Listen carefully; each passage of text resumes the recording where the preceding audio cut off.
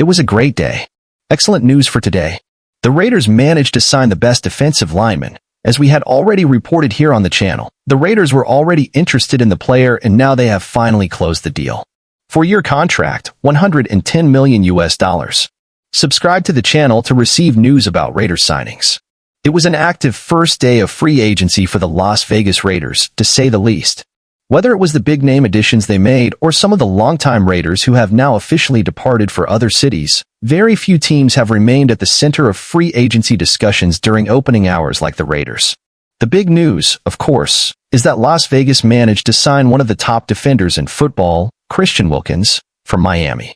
It was exactly the kind of move many expected from the Raiders, not just out of schematic necessity, but just out of a we need premier players now need. And what better way to divert attention from Josh Jacobs' departure than to bring in Wilkins, who was realistically the second-best defensive lineman on the market, and you could argue he was the best that was actually available, given that Chris Jones' return for Kansas City always seemed inevitable.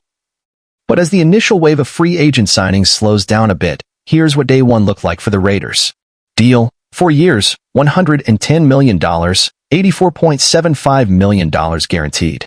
While it's true that Wilkins picked an incredible year to record a career-best 9 sacks, he has improved every season since his 2019 rookie campaign. He's also been incredibly durable, playing all 17 games in each of the last 3 years and never missing more than 3 games in any season.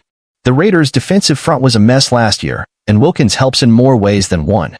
Now Max Crosby won't get 100% of the offensive line's attention, and the two give young edge rusher Tyree Wilson more time to develop, which seems like something that might take a little longer than expected.